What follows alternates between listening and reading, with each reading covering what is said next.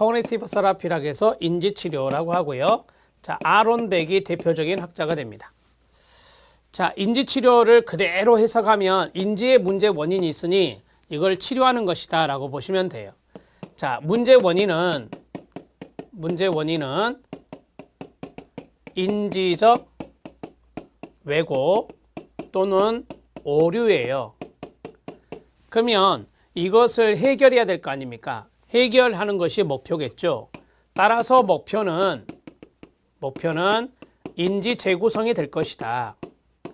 인지 재구성, 인지 재구조화라고도 하는데 이게 목표가 되는 겁니다. 자, 여기에서 이야기에서 나왔던 것이 바로 인지 삼재라고 하는 것입니다. 생각에 있어서의 어떤 비합리적인 근거라고 할까요? 그러한 것들이 바로 세 가지 요소가 있다. 바로 자신과 미래와 바로 세계라고 하는 것이 여기에 들어간다. 자, 이 세 가지의 요소의 비관성이 있을 때 바로 우울증을 경험한다라고 하는 거죠. 이렇게 간단하게 정리하시고 이론적인 인지치료의 이론적인 가정들이 있다라고 했어요. 이론적 가정들이 있는데 첫 번째는 심리교육적 접근이다. 자, 여기서 중요한 단어는 당연히 교육이라고 말씀을 드렸습니다. 교육적 접근에 해당됩니다. 그 다음에 두 번째는 치료 세팅 외에서 해야 할 과제가 있습니다. 이 과제가 할당된다라고 하는 거죠. 과제가 부여된다라고 하는 것으로 이해하시면 됩니다. 자, 그리고 협동적인 경험주의 관점이라고 말씀드렸습니다. 자, 협동적이라는 것은 치료자와 내담자가 서로 협력적인 관계를 갖는 것이다. 그 다음에 협동적 경험주의 관점이다. 이 경험주의는 거기 나와 있는 대로 경험적으로 타당된 증거 위에서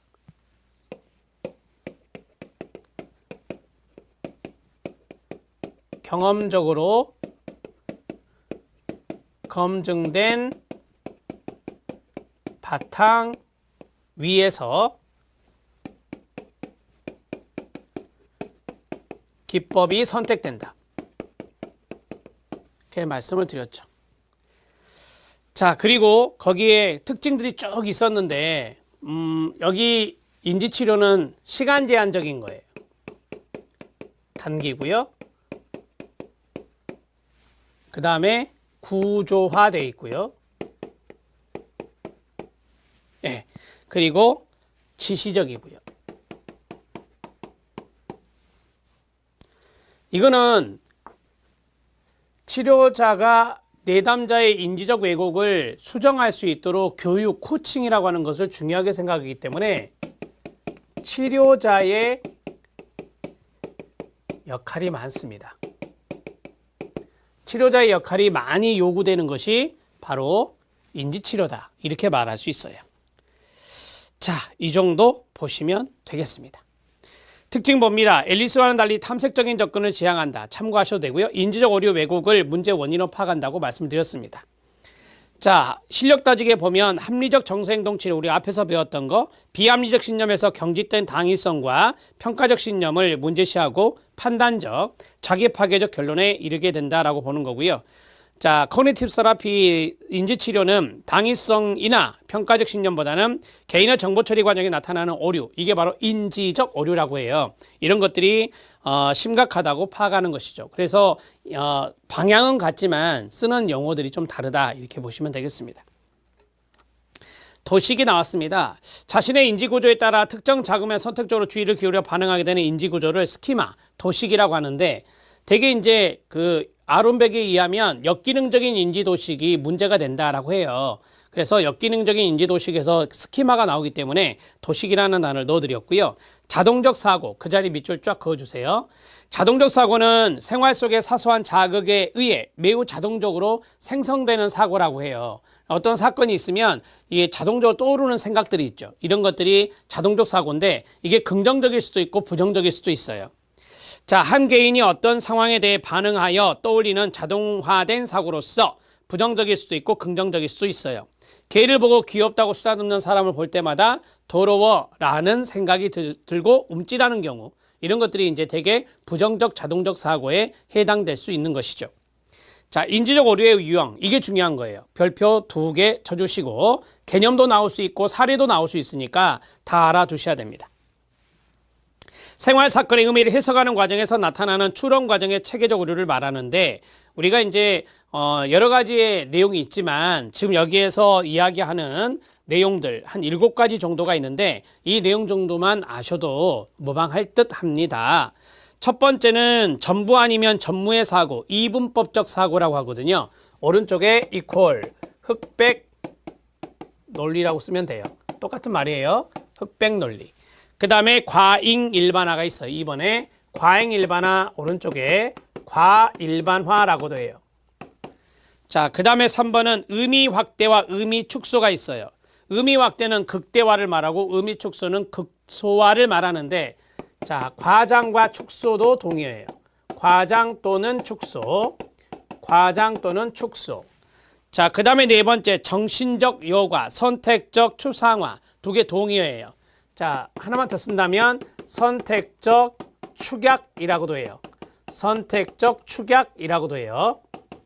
자, 그 다음에 5번째 개인화가 있고, 6번째 재앙화의 동의어는 파국화이고요. 그 다음에 7번째 임의적 추론이 있습니다. 동의어는 자의적 추론이라고도 합니다. 자의적 추론이라고도 합니다. 동의어 다 말씀드렸습니다. 이 정도 써놓으시고요. 자, 인지적 오류의 유형을 보겠는데요.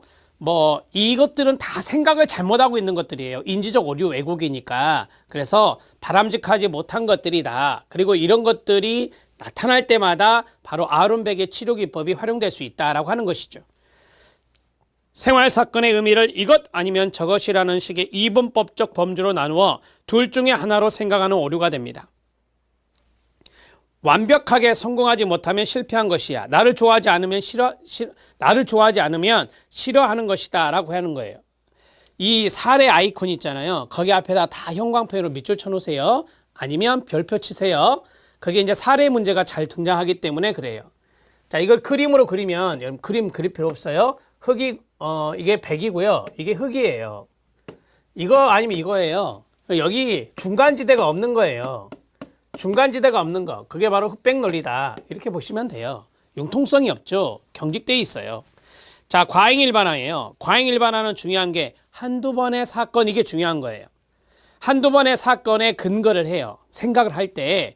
그런데 이걸 부적절하게 적용하는 거죠. 그게 과잉 일반화예요. 한두 번의 사건에 근거하여 이 자리만 밑줄 쫙 그어주시면 돼요. 제가 개념에서 어디가 포인트인지는 말씀을 드릴게요. 일반적인 결론을 내리고 무관한 상황에도 그 결론을 적용하는 오류가 과잉일반화, 과일반화입니다. 한두 번의 시험에 떨어진 사람이 나는 어떤 시험을 치든지 나의 노력과 상황과는 관계없이 실패할 것이 뻔하다라고 일반하는 거예요. 이런 것들이 바로 한두 번의 시험에 입각에 산 거니까 과잉일반화가 되는 거죠. 한두 번의 시험에 그 자리 밑줄 쳐야 돼요. 이게 포인트거든요. 자, 그 다음에 세 번째는 의미 확대와 의미 축소예요. 이것도 그림으로 그리면 이거는 의미 축소가 돼요. 이것은 의미 확대가 되는 거죠. 그러니까 엄청나게 중요한 일을 아무것도 아닌 것처럼 생각하는 사람이 있고, 정말 사소한 건데 크게 부풀린 사람들이 있어요. 이런 것들이 축소, 이런 것들이 과장이 되는 거죠. 사건의 의미나 크기를 곧이곧대로 보지 않고 왜곡하는 거예요. 자, 거기 보면 어떤 사건의 의미나 중요성 또는 크기라고도 하죠. 끊어요. 실제보다 지나치게 확대하거나, 이거는 확대한 거고 이건 축소한 거잖아요. 이렇게 정리할 수 있습니다. 불쾌한 감정을 자주 느끼는 사람은 자신의 단점이나 약점을 매우 중요한 것으로 확대 해석하여 심하게 걱정하면서, 여기서 끊어요. 장점이나 강점은 별것 아닌 것처럼 과소평가한다 라고 했어요. 그러면 첫 번째는 단점과 약점을 매우 중요한 것, 이거죠. 단점과 약점이 얼마 없는데 그걸 중요한 것처럼 생각해서 확대 해석하는 사람, 이게 바로 확대, 과장이 되는 거고요. 의미 확대. 그 다음에 장점이 있어요. 좋은 게 있는데 좋은 것은 아무것도 아닌 것처럼 과소평가해요. 이게 바로 축소, 음이 축소, 극소화가 되는 거죠. 자, 네 번째 정신적 여과, 선택적 추상화가 있습니다. 자, 이거는 이렇게 생각하셔도 될 것 같아요. 그림으로 그리면 전체가 있어요. 이게 전체거든요. 이게 전체인데, 자, 일부가 이거잖아요. 이 일부를 이렇게 필터링 하는 거예요. 전체는 놔두고, 이 대부분은 놔두고, 요거 하나만 필터링해서 선택해서 여과를 하는 거죠. 이게 바로 이제 정신적 여과, 선택적 추상화라고 해요. 어떤 상황에서 일어난 여러 가지 일 중에서 중요한 거 나왔네요. 일부만을 뽑아. 이 자리가 중요한 거예요. 일부만을 뽑아. 이거예요. 그 뽑아가 바로 선택이잖아요. 뽑아가 바로 선택이란 단어예요. 그래서 선택적 추상화라고도 해요. 자, 이 상황 전체를 판단은 어려운데 이 사례는 좀 잘 나오니까 별표 쳐주세요. 어떤 교수가 자신의 강의를 열심히 듣는 대다수의 학생보다 졸고 있는 서너 명의 학생. 이게 이제 아까 일부죠, 일부. 일부를 뽑아가지고 생각한 거예요. 서너 명의 학생에 근거하여 내 강의가 재미없나 보다. 나는 강의를 잘 못한다 라고 결론을 내렸어요. 이게 바로 선택적 추상화, 정신적 여과라고 말해요. 개인화입니다. 이 개인화는 이 개인이라는 단어가 힌트가 될 수 있어요. 문제의 원인을 개인의 탓으로 돌리는 건데요. 그런데 원래는 그 개인의 탓이 아니에요. 근데 개인에게 돌리는 거죠. 그 개인이 자기 자신이 될 수도 있고 어떤 사람일 수도 있어요. 자, 예를 들어서 어떤 두 사람이 싸운다. 나 때문이 아니거든요. 근데 나 때문이라고 생각하는 거죠. 개인화. 자, 내가 아주 힘들게 살아요. 다 우리 아빠, 우리 아버지 때문에 내가 이렇게 힘들게 살다. 우리 아버지만 살아계셔도 내가 이렇게 안 살 텐데. 이런 것들이 바로 이제 개인화거든요. 실제로는 아버지 때문에 자기가 힘든 것이 아닌데 아버지의 탓으로 돌리면 이것이 개인 탓으로 돌리는 거예요. 그래서 개인화가 된다. 자신과 무관한 사건을 자신과 관련된 것으로 잘못 해석하는 것이라고 했잖아요. 여기서 이제 자기 자신으로 한 것이고, 그 다음에 다른 사람의 행동에 대한 좀 더 타당한 설명을 고려하지 않은 채 자신이나 그 다음에 밑줄 어떤 사람 때문에, 이것도 들어가요. 자신이나 어떤 사람 때문에 다른 사람이 부정적으로 행동한다고 믿는 오류, 이런 것들이 바로 개인화가 돼요. 아주 쉽게 설명해 드렸잖아요. 개인화는 개인에게 책임을 돌리는 거다. 근데 그 개인이 정작은 책임의 원인이 아님에도 불구하고, 화장실에 갔다가 사무실로 들어오는데 동료들이 웃고 있는 모습을 봤어요. 나에 대해, 이게 중요한 거예요. 나에 대해 무엇인가 이야기하고 있었던 거 아니야? 라고 생각하는 경우, 이런 것들이 개인화가 된다. 재앙화, 파국화. 자, 여기에서 조금 중요한 게 이제 재앙이라는 단어거든요. 재앙. 자, 재앙, 파국화는 재앙이 일어나지도 않을 것인데 재앙이 일어날 거라고 생각한 거죠. 재앙이 일어날 것이라고 생각을 하는 거예요. 그래서 두려워하는 거예요. 이 단어가 안 나올 수도 있어요. 이 단어가. 자, 어떠한 것이 일어나지도 않을 건데 일어날 것이라고 생각해서 두려워한다. 이것을 파국화라고 해요. 제가 이걸 판사한 이유는 되게 파국화의 문제 원인이 있을 때 정신장애가 하나 있어요. 그게 공황장애거든요. 공황장애의 원인이 바로 파국적 오해석이라 해요. 그래서 공황장애의 원인이 파국화가 되는 거다. 예를 들어서 비행기를 탔다. 비행기를 탔는데 되게 이제 비행기를 타가지고 상공을 날고 있을 때 상당히 두려워하는 사람들이 있어요. 큰 재앙이 일어나서 비행기가 추락할 것 같은 그런 생각들이 확 엄습해 오면 이 호흡이 가빠지면서 심장이 막 뛰고 해요. 그런 것들이 이제 공황장애의 증상이잖아요. 공황장애가 심한 사람들은 되게 이제 인지적인 측면에서 파국화를 많이 경험한다고 그래요. 자, 들어갑니다. 미래에 대해 좀 더 현실적인 다른 고려도 없이 끊어요. 부정적으로 예상한다라고 했어요. 재앙이 일어날 것 같은 생각, 이런 것들이 바로 부정적으로 예상하는 것입니다. 그러니까 현실적인 생각을 해야 되는데 비현실적으로 생각을 하는 거죠. 비현실적인 어떤 재앙이 일어나지도 않았잖아요. 그런데 재앙이 일어날 것이라고 하는 비현실적인 그런 거에 몰두해서 너무 두려워하는 사람들이 바로 재앙화, 파국화가 돼요.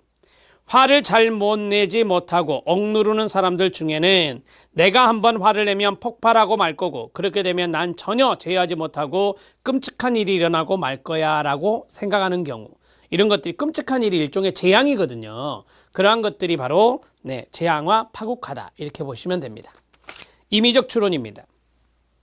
임의적 추론은 자의적 추론이라고 했잖아요. 한마디로 말하면 근거도 없어요. 충분한 근거도 없는데 자기 마음대로 추측하는 거예요. 그게 바로 뭐냐면 임의적 추론이에요. 개념에서 중요한 게 뭐겠어요? 충분한 근거도 없이, 이게 중요한 거예요. 거기 밑줄. 자, 거기 보면 감정에 근거하여 나오죠. 감정에 근거하여. 그게 바로 추측이에요. 자, 그러면 막연히 느껴지는 감정에 근거해서 결론을 내리는 오류가 임의적 추론인데, 내가 그렇게 느껴지는 것을 보니 사실임에 틀림없다. 추측하고 있죠. 불길한 느낌이 들어 일이 잘못된 거 틀림없어. 이것도 추측이잖아요. 이러한 것들은 다 자신의 감정, 막연한 느낌에 근거에 산 거예요. 그래서 이것들을 우리가 자기 마음대로 결론을 내린 것에 해당되는 임의적 추론으로 보는 겁니다. 꼭 기억해 놓으세요. 자, 뭐 예를 들어서 하나, 둘, 셋, 이 세 가지가 많이 요거 하나, 둘, 셋, 요 세 가지가 많이 헷갈린다고 그래요. 헷갈린다고 많이 질문을 받는데, 과잉일반화는 한두 가지 사건에 근거한 것이고, 선택적 축약은 전체가 있는데 일부를 뽑은 것이고, 자의적 추론은 감정, 막연한 감정, 느낌, 거기에 추측해서 근거도 없는데 거기에 대해서 추론하는 거예요. 그게 바로 임의적 추론이에요. 자, 개념적인 부분으로 철저하게 정리하면 시험장에서 안 헷갈릴 겁니다.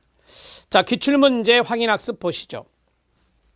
인지적 오류의 사례가 나왔는데 1번 같은 경우는 개인화, 그 자리 밑줄 쫙 긋고요. 2번 같은 경우는 선택적 추론, 그 자리에 밑줄 치고요. 세 번째 같은 경우는 임의적 추론, 그 자리에 밑줄 치고요. 네 번째 경우는 과잉일반화, 그 자리에 밑줄 치면 됩니다.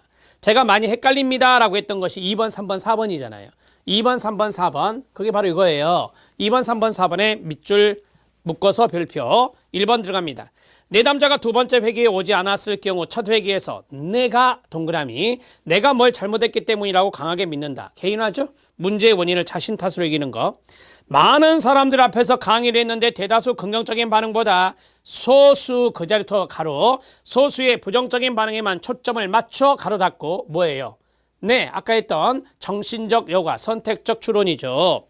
강의가 실패했다고 단정하는 경우는 선택적 추론, 일부만을 선택하여 부적절하게 추론하는 겁니다. 그 다음 보겠습니다. 남자친구가 바쁜 일로 연락을 못하면 그 다음에 가로, 나를 멀리한다, 가로 닫고 자기 생각이에요. 자기의 어떤 느낌이에요. 자기를 멀리한다, 나를 멀리하려고 한다고 결론 내리고 이별을 준비한다라고 했어요. 자, 남자친구가 바쁜 일로 연락을 못한 거잖아요. 바쁜 일로 연락을 못한 거지 자기를 멀리하려고 하는 게 아니잖아요. 이거는 근거가 안 되는 거예요. 바쁜 일로 연락을 못한 것이지 자기를 멀리하려고 하는 게 아니니까 충분한 근거가 아니잖아요. 그래서 이것은 임의적 추론이 되는 거예요. 충분하지 않은 근거로 자신이 마음대로 추론하는 것. 그 다음에 한두 번 이게 나와요. 한두 번 이게 나와요. 그러면은 과잉일반화가 되죠. 한두 번의 실현당한 경험으로 끊어요. 누구로부터도 항상 실현을 당할 것이라고 생각하는 거죠. 부적절하게 생각하고 있죠.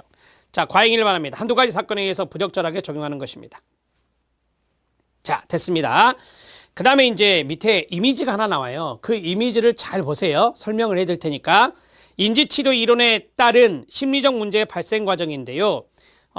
우리가 이제 왼쪽에 두 개의 원이 있어요. 여기는 역기능적 인지도식이에요. 그러니까 자기가 과거에 어떠한 사고, 인지의 틀이 기능적이 아니라 역기능적으로 형성이 된 거예요.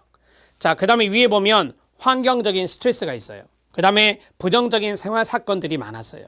이게 이제 서로 이렇게 딱 연결이 되는 거죠. 그러니까 환경적인 스트레스가 많고 부정적인 생활 사건이 있으면서 나의 인지적인 사고의 틀은 부정적으로 형성이 됐어요. 자, 이런 것들이 모이잖아요. 그러면 사람이 생각을 아까 이극과 암기법 안 가르쳐 드렸네. 이극과 임계선파라고 하는 인지적 오류에 빠질 수 있어요. 이분법적 사고, 극대화와 극소화, 과잉일반화, 임의적 추론, 개인화, 선택적 추론, 파국화예요. 그래서 인지적 오류에 빠질 수 있어요. 그러니까 이 두 가지에서 인지적 오류를 이제 갖게 되면 이게 문제의 원인이 되는 거예요. 그래서 어떤 생활 사건이 딱 터지잖아요. 그러면 항상 부정적으로 생각하는 부정적 자동적 사고가 나타나고 이름으로 인해서 심리적인 문제가 나타난다는 거죠. 물론 행동의 문제도 나타날 수 있고. 자, 이해되셨죠? 이 그림을 그냥 연상해 하시면 돼요. 외우려고 하지 마시고.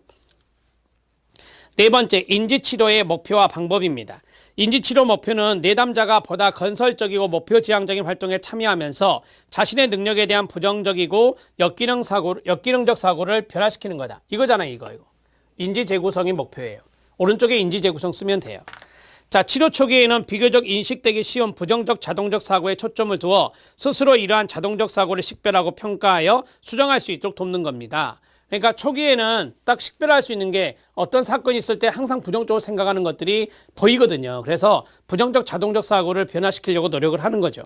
역기능적 사고의 기초가 되고 있는 신념 체계에 치료의 초점이 옮겨진다라고 했어요. 이 신념 체계가 이제 우리가 뭐 조금 어려운 말로 하면 핵심 믿음 체계라고도 하는데 이러한 것들이 그 인지적 오류를 야기하는 거예요. 그래서 이런 것들로 이제 치료의 초점이 옮겨지는 거죠. 그러니까 처음에는 식별하기 좋은 부정적 자동적 사고를 보고 그 다음에 이제 여기에 대해서 수정할 수 있도록 노력을 한 다음에 이제 역기능적 사고의 기초가 되는 신념 체계, 믿음 체계 이런 것들을 찾아서 이런 것들이 변화될 수 있도록 하는 겁니다. 기법들이 있는데 참고하셔도 될 것 같고요. 밑줄 쫙 그으면서 읽어주세요. 시작. 특별한 의미 이해하기, 절대성에 도전하기, 재귀인하기. 재귀인하기는 원인과 결과를 잘못 판단했을 때 그걸 다시 귀인이란 게 인과관계 아닙니까? 그래서 재귀인이기 때문에 인과관계를 다시 한번 명료하게 생각할 수 있게 도와주는 겁니다. 인지 왜곡 명명하기, 흑백 논리 도전하기, 파국에서 벗어나기, 장단점 열거하기, 그 다음에 인지적 애행 연습 이런 것들이 바로 아론백이 썼던 기법들이다라고 보시면 됩니다. 주요 절차를 보겠습니다. 상담자는 내담자의 생각 중에 왜곡된 부분을 발견, 시정하도록 돕고요. 생활 경험을 보다 현실적으로 소화하는 대안적 안목, 태도를 학습하도록 돕습니다. 아무래도 이제 현실적인 부분이 아닌 비현실적인 생각들을 하면 이것이 인지적 왜곡이 될 수 있기 때문에 현실적인 생활 경험을 보다 더 현실적인 내용으로 어떤 것을 바라볼 수 있고 생각할 수 있게 해주는 게 중요하겠죠. 특징은 비교적 단기간에 좋은 결과를 보인다라고 했어요. 제가 앞에서 이거 시간 제한적이란 말은 바로 단기다 이렇게 말씀을 드렸죠. 단기 치료에 해당된다. 내담자의 관계를 중요시한다 라고 했어요. 내담자의 관계는 바로 여기서 말씀드렸죠. 협동적인 관계가 필요하다라고 말씀드렸어요. 그 다음 내담자 스스로 답을 찾는 소크라테스식 질문을 사용한다. 이게 이제 소크라테스식 문답법, 삼파술이라고 하거든요. 그래서 이게 이제 아론백이 썼던 인지적 기법 중에 하나인데 밑에 보시면 소크라테스식의 대화법의 의미와 원리가 있어요. 이 문답식 삼파술, 문답식 삼파술의 문답식이란 말이 제시하는 것처럼 문답은 질문과 답변하는 거거든요. 그러면 상담자는 질문을 하고 내담자는 대답을 하며 이 과정에서 내담자가 자신의 머릿속에 있는 생각을 스스로 탐색하게 해요. 한마디로 말하면 인지 탐색, 사고 탐색이에요. 자신이 막연하게 가지고 있는 신념들을 상담자에 예리하고 분석적인 질문을 통해서 통찰하고 사색하고 정리하게 하는 거예요. 자신의 어떤 사고를 통찰하는 거예요. 그러니까 사고의 탐색과 사고의 통찰, 이것을 도와주는 게 바로 소크라테스식 문답법이라고 해요. 내담자는 자기 자신 내부에 이미 해답을 가지고 있음에도 불구하고 그것을 유도해낼 수 있는 적절한 자극제가 없기 때문에 미처 찾지 못했던 해답을 상담자의 적절한 촉진적 자극, 그게 뭐겠어요? 질문이죠. 소크라테스식의 대화법에 이 매뉴얼로 있는 질문들이 많거든요. 그 질문들이 바로 촉진적인 자극이 돼요. 여기에 의해서 바로 이제 답변하는 가운데 자신의 사고를 탐색하고 통찰하게 되는 것이죠. 문제중심적이고 교육적이고 지시적이고 숙제를 중요시한다라고 했어요. 자, 앞에서 말씀드렸어요. 숙제는 과제를 말하는 거예요.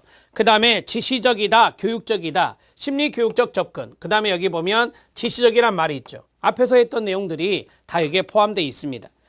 자, 여기에서 우리가 이제 소크라테스식 문답법이라고 하는 것이 있는데요. 기법 중에